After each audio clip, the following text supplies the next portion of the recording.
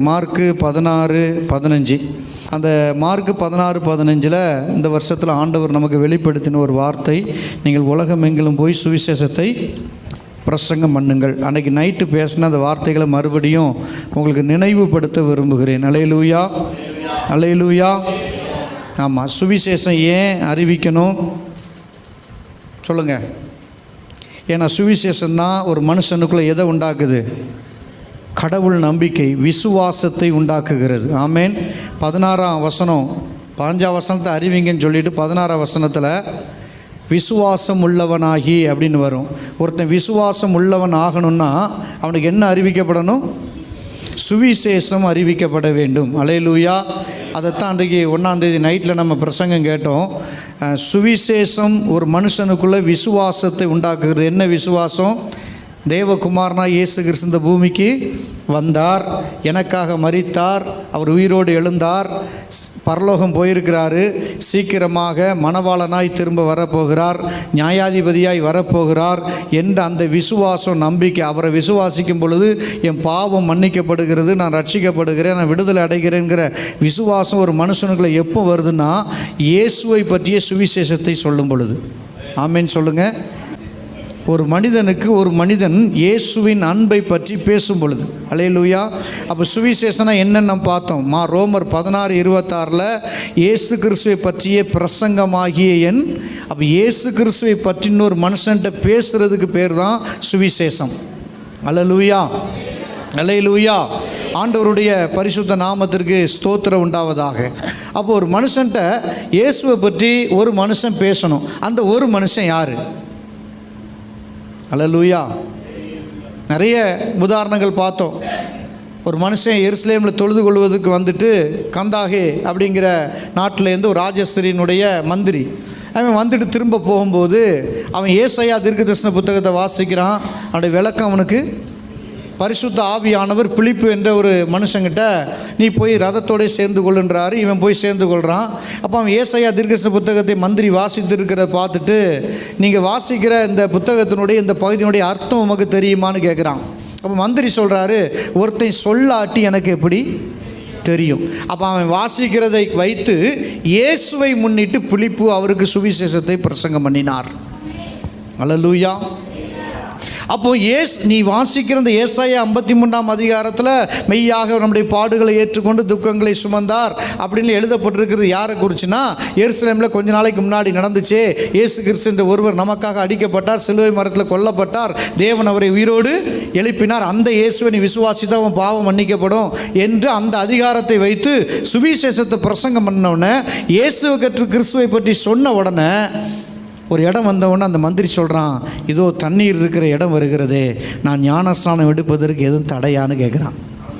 அப்போ சுவிசேஷம் விசுவாசத்தை உண்டாக்குறது மாத்திரமல்ல, ரெண்டாவது விசுவாசம். அந்த 16ஆம் வசனத்தை பாருங்கள், விசுவாசம் உள்ளவனாகி ஞான ஸ்நானம் பெறுகிறவன் இருக்கும். அப்போது சுவிசேஷம் விசுவாசத்தை உண்டாக்குகிறது மாத்திரமல்ல, சுவிசேஷம் ஒரு மனுஷனை ஞான ஸ்நானத்துக்குள்ளே வழி நடத்துகிறது. அல்லேலூயா. சுவிசேஷத்தை கேட்டவுடனே இந்த மனுஷன் கேட்குறான், அங்கே தண்ணி இருக்க, நான் ஞானஸ்நானம் பெறுவதற்கு, ஒரு மனுஷன் முழுகி தண்ணீரில் ஞானஸ்நானம் பெற வேண்டும் என்பதற்கு ஒரு அடையாளம் இந்த சம்பவம். ஆமேன்னு சொல்லுங்கள். ஒரு நாட்டினுடைய மந்திரி, அவன் நம்ம பாஷையில் சாமி கும்பிட்றதுக்கு வந்துட்டு போகிறான். அவன் ரதத்தில் அவன் குடிக்க தண்ணி வச்சுருந்துருப்பானா, வச்சுருக்க மாட்டானா சொல்லுங்கள். அப்போது மந்திரி என்ன கேட்டிருக்கணும்? எப்போ நான் குடிக்கிறதுக்கு நிறைய தண்ணி வச்சுருக்கேன், ஒரு சொம்பு தண்ணியை ஜெபம் பண்ணி எனக்கு என்ன கொடு. ஆனால் அவன் சொல்கிறான், தண்ணீர் நிறைந்த ஒரு இடம் வந்த உடனே அவன் கேட்குறான், இந்த தண்ணி இருக்கிற இடம் ஒன்று இருக்குதே, நான் ஞானஸ்நானம் பெறலாமா? உடனே மந்திரி அங்கே சொல்கிறாரு, பிலிப்பு சொல்கிறாரு, இயேசுவை தேவனுடைய குமாரன் என்று விசுவாசித்தால் எந்த தடையும்.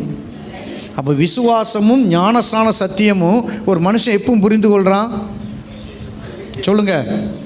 ஞானஸ்நானத்தை குறித்து தவறான நிறைய போதனைகளும் கருத்துக்களும் இருந்தாலும் கூட, ஞானஸ்நானம் நாம் மறுபிறப்பு அடைவதற்கு ஒரு வழியாக இருக்கிறது, நாம் கிறிஸ்துவுக்குள் வருவதற்கு ஒரு வழியாக இருக்கிறது, நாம் பரிசுத்தம் அடைவதற்கு ஒரு வழியாக பாவ மன்னிப்பின் நிச்சயத்தை பெற்றுக்கொள்வதற்கு ஞானஸ்நானம் ஒரு வழியாக இருக்கிறது.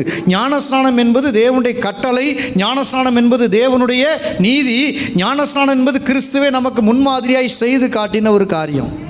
இந்த சத்தியம் ஒரு மனுஷனுக்குள்ளே எப்போ போகுதுன்னா அவன் சுவிசேஷத்தை கேட்கும் பொழுது. அல்லேலூயா, அல்லேலூயா. 2 பேரும் தண்ணிக்குள்ளே இறங்குறாங்க. ஞானஸ்நானம் பெற்று கரையேறினோன்னா ஆவியானவர் பிலிப்பை கொண்டு போயிட்டார். இவன் சந்தோஷத்தோடு திரும்பி அந்த நாட்டுக்கு போனான் இருக்குது. ஆமீன் சொல்லுங்களேன். அப்போ சுவிசேஷத்தை பிரசங்கிக்கும் பொழுது ஒரு மனுஷனுக்குள்ளே தேவனை குறித்த நம்பிக்கை விசுவாசம் உண்டாகுது. அந்த சுவிசேஷம் அவனை ஞானஸ்நானத்துக்குள்ளே வழி நடத்துகிறது. அடுத்து அதே 16ஆம் வசனம் போட்டிருக்குது, விசுவாசம் உள்ளவனாகி ஞானஸ்நானம் பெறுகிறவன் அடுத்து ரட்சிக்கப்படுவான். அல்லேலூயா சொல்லுங்களேன்.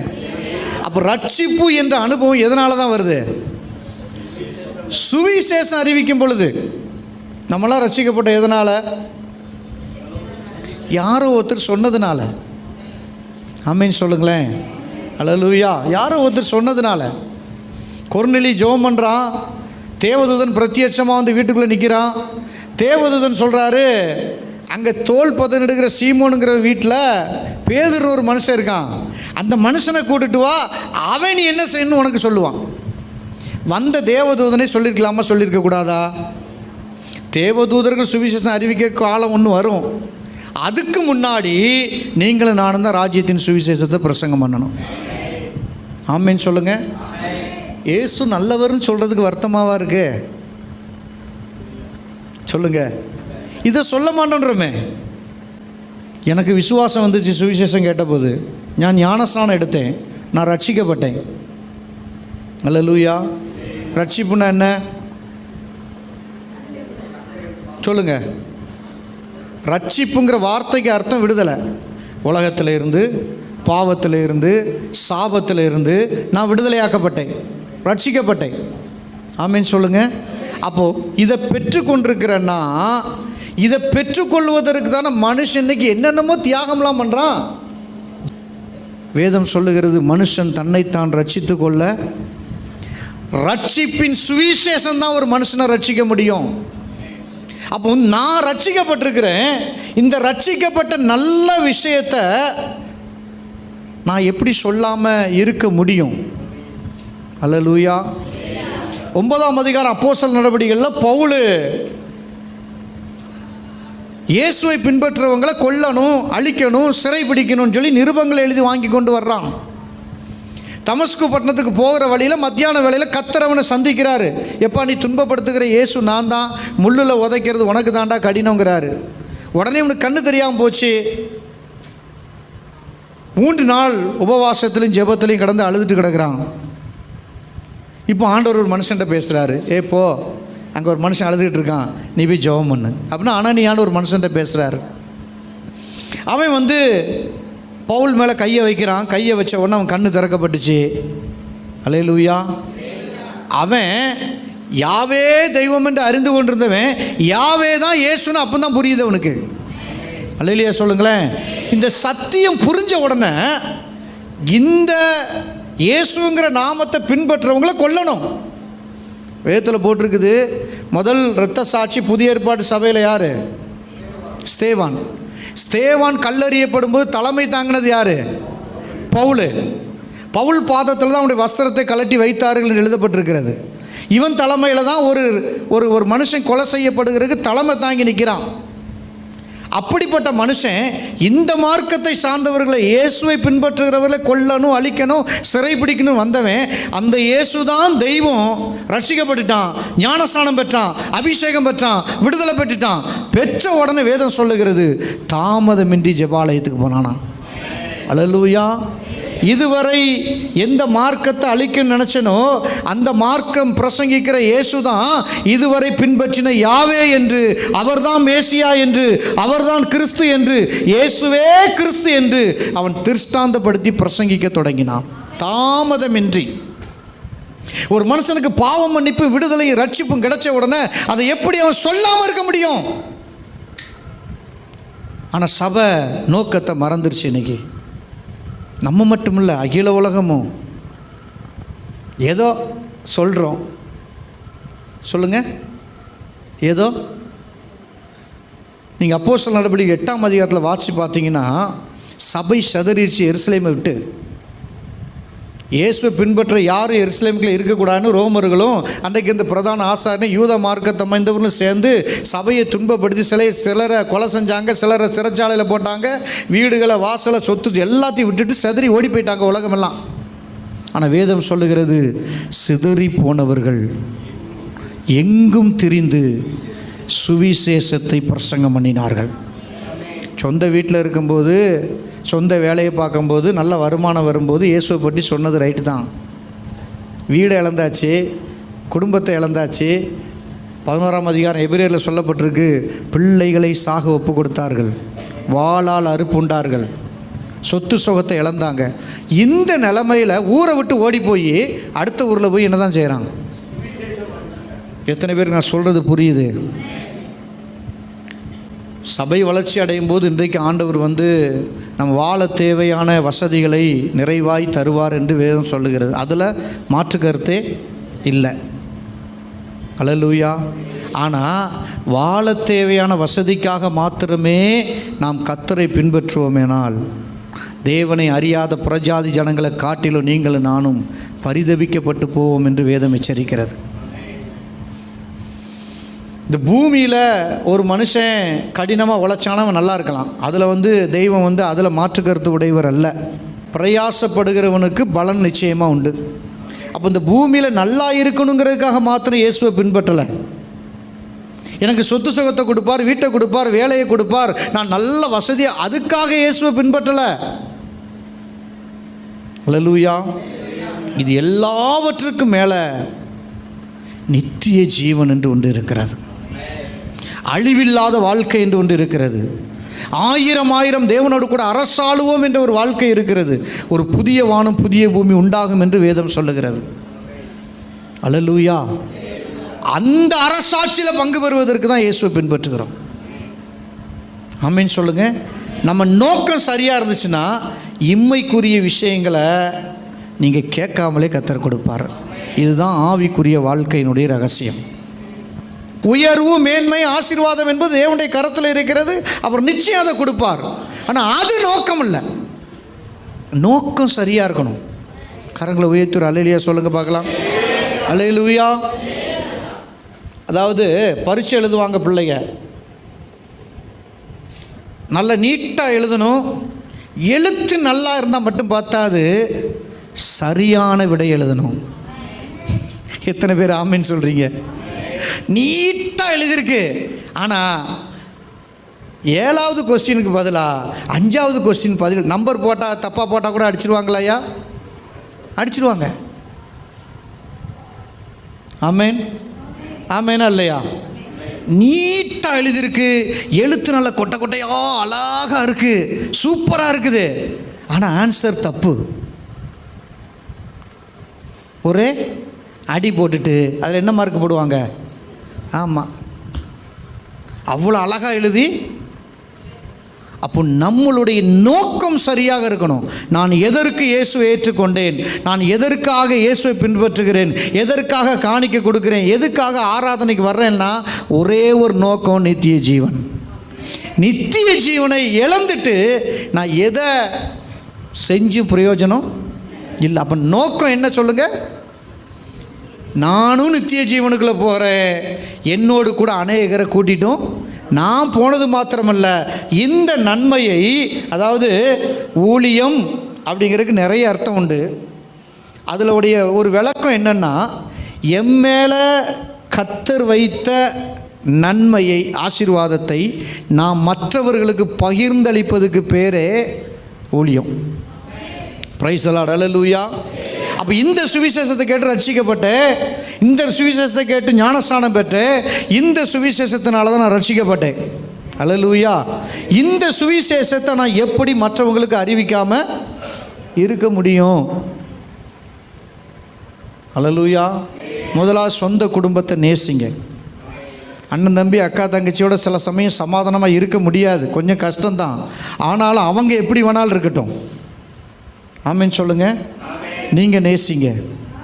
உங்களால் அவங்க ரட்சிப்பு தடையாயிடக்கூடாது. எத்தனை பேர் ஆமென் சொல்கிறீங்க? சில காரியத்தை விட்டு கொடுங்க. உலகத்தில் பழமொழி சொல்கிறாங்க, விட்டு கொடுத்தவன். நம்ம பஸ்ஸில் கூட விட்டு கொடுக்க மாட்டோம் சீட்டு பிடிக்கிறதுல. எங்கள் அப்பா பார்த்தீங்கன்னா சீட்டு பிடிக்கிறதுக்கு. கர்த்தருக்கு ஸ்தோத்திரம். அல்லேலூயா. ஒரு ஐயா சொன்னார், ஃபுல் பயங்கர கூட்டமாக பஸ்ஸில். இவர் முண்டி அடித்து பிடிச்சி சீட்டு பிடிச்சிட்டாராம். அல்லேலூயா. சீட்டில் உட்காந்துட்டார். கர்த்தருக்கு ஸ்தோத்திரம். பஸ்ஸு போயிட்டே இருக்குது. ஒரு வயசான ஐயா வந்து பக்கத்தில், இவரும் கொஞ்சம் வயசானவர் தான், இவரை விட கொஞ்சம் வயது முதிர்ந்தவர் வந்து கம்பியை பிடிச்சிட்டு கூட்டத்தில் நெரிச்சிட்டு இவர் பக்கத்தில் நிற்கிறாராம். நின்ன உடனே இந்த ஐயா எழுந்து, ஐயா நீங்கள் உட்காந்துக்குங்க, நான் நின்றுக்கிறேன் அப்படின்னாராம். அவரும் சந்தோஷமாக சீட்டில் உட்காந்துக்கிட்டாராம். இந்த ஐயா நின்றுட்டு வந்தாராம். இப்படி அவர் முகத்தையே பார்த்துட்டு அந்த ஐயா கேட்டாராம், ஐயா நீங்கள் கிறிஸ்தவங்களா அப்படின்னு கேட்டாராம். அல்லேலூயா. நடந்த சம்பவம், கதை சொல்லலை. அப்போ இந்த சீட்டில் உட்கார்ந்த வயதான முதியவர் கேட்டாராம், ஐயா நீங்கள் கிறிஸ்தவங்களா அப்படின்னா. உலகம் கிறிஸ்தவங்க மேலே ஒரு நம்பிக்கை வச்சுருக்கு. இவங்க ஏமாற்ற மாட்டாங்க, இவங்க வாங்கினா திரும்ப கொடுத்துருவாங்க, இவங்க பொய் சொல்ல மாட்டாங்க, இவங்க வஞ்சிக்க மாட்டாங்க, 4 பேருக்கு உதவி செய்வாங்க, பொறுத்து கொள்வாங்க அப்படின்னா நம்ம மேலே என்ன வச்சுருக்குது சொல்லுங்க. அந்த நம்பிக்கைக்கு பாத்திரவான்களாக நாம் இல்லாததுனால தான் நம்ம அறிவிக்கிற சுவிசேஷத்தில் வேல்யூ இல்லை. அல்லேலூயா. பக்கத்து வீட்டுக்காரன் கூட ஒரு சின்ன விஷயத்தில் பொறுத்துக்க முடியாமல் முத நாள் சண்டை போட்டுட்டோம். அவன் பேசுகிறான், நம்மளும் பயங்கரமாக பேசிட்டோம். மறுநாள் அவன்கிட்ட போய், இயேசு உன்னை நேசிக்கிறார் பிரதர், நம்ம சொல்கிற சுவிசேஷத்தில் ஏதாச்சும் பலன் இருக்குன்னு நினைக்கிறீங்களா? இதுதானே உண்மை? எத்தனை பேர் ஆமேன் சொல்கிறீங்க? ஆமேன். அல்லேலூயா. ஆண்டவருடைய பரிசுத்த நாமத்துக்கு ஸ்தோத்திரம் உண்டாவதாக. அல்லேலூயா. இப்போ நல்லா புரிந்து கொள்ளணும், இந்த உலகம் கிறிஸ்தவர்கள் மேலே ஒரு நம்பிக்கை வச்சுருக்குது. Price the Lord. அல்லேலூயா. சர்ச்சுக்கு வர்ற உங்களை குறித்து சர்ச்சுக்கு வராத உங்கள் வீட்டுக்காரர் ஒரு நம்பிக்கை வச்சுருக்கிறாரு. சர்ச்சுக்கு வராத உங்கள் உடன் பிறந்தவர் ஒரு நம்பிக்கை வச்சுருக்கிறாங்க. என்ன நம்பிக்கைன்னா, இவங்க சகித்து கொள்வாங்க, இவங்க பொறுத்து கொள்வாங்க, இவங்க மன்னிப்பாங்க, இவங்க அன்பு காட்டுவாங்க, இவங்க உதவி செய்வாங்க, இவங்க நமக்காக ஜெபம் பண்ணுவாங்க.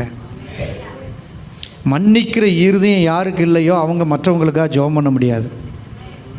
எத்தனை பேர் ஆமேன்னு சொல்கிறீங்க? மன்னிக்கிற இருதயம் இருக்கிறவங்க தான் சத்துருவுக்காக கூட ஜெபம் பண்ண முடியும். Praise the Lord. அல்லேலூயா. இன்றைக்கி நீங்கள் நான் ஒரு தீர்மானம் எடுப்போம். யார் கூடலாம் பேசாமல் இருக்காங்களோ அவங்க கூட பேசுவதற்கான வாய்ப்பை கேட்டு ஆண்டவர்கிட்ட ஜெபம் பண்ணுங்க. அவங்கக்கிட்டலாம் பேசுங்க. அவங்களுக்கு துரோகமே பண்ணியிருக்கட்டும், அல்லது நமக்கு உதவி செய்ய அவங்களால முடியும் ஆனால் செய்யாமல் கூட இருக்கட்டும், அதனால் மன வருத்தம் நமக்கு இருக்கட்டும், எல்லாத்தையும் மன்னிச்சு மறந்துட்டு ஆமீன் ஏன்னு கேட்டால், ரட்சிக்கப்படாத அண்ணன் என்ன தெரியுமா சொல்லுவார்? அவங்கெல்லாம் சர்ச்சுக்கு தான் போகிறாங்க, ஊழியம் செய்கிறாங்க, இயேசுவை தேடுறாங்க, என்ன பிரயோஜனம்? அப்போ அவர் ரட்சிப்புக்கு நான் என்ன செய்கிறேன்? தடையாக இருக்கிறேன். எத்தனை பேர் இதை ஒத்துக்கிறீங்க? அல்லேலூயா. Praise the Lord. அல்லேலூயா. பவுல் இயேசுவை பின்பற்றவங்களெல்லாம் கொல்லணும், சிறைப்பிடிக்கணும்னு வந்தான். இயேசுவை ஏற்றுக்கொண்டுட்டான். இப்போ இயேசுவை பிரசங்கம் பண்ணுறதுனால இவனை அடிக்கிறாங்க. ஆமேன். இவன் மறுபடியும் பட்டயத்தை கையில் எடுத்திருந்தான்னா சொல்லுங்க, சுவிசேஷம் என்ன ஆயிருக்கும்? அவன் யூதனாக இருக்கும்போது என்ன செஞ்சானோ கிறிஸ்தவனாக இருக்கும்போதும் இதைத்தான் நம்மளை சொல்கிறாங்க. எத்தனை பேர் ஆமீன் சொல்கிறீங்க? எத்தனை பேர் ஆமீன் சொல்கிறீங்க? இதைத்தான் இன்றைக்கி உலகம் சொல்லிகிட்டு இருக்கு. அவன் இங்கே இருக்கும்போது எப்படி இருந்தானோ சர்ச்சுக்கு போயும் அப்படி தான்ப்பா இருக்கிறான். பிசாசு சொல்லுவான், அப்போ வெளியே இருந்துட்டு எனக்கு கூட்டாளியாக இருந்தான், இப்போ உள்ளே போயிட்டு எனக்கு கூட்டாளியாக இருக்கிறான். வெளியே இருந்து கூட்டாளியாக இருக்கிறத விட உள்ளே வந்துட்டு கூட்டாளியாக இருந்தானா அவனுக்கு ரொம்ப சந்தோஷம். எத்தனை பேருக்கு நான் சொல்கிறது விளங்குது? நம்ம யாராக இருக்கிறோம், உலகம் நம்மளை எப்படி பார்க்குது? யோசிச்சு பாருங்கள்.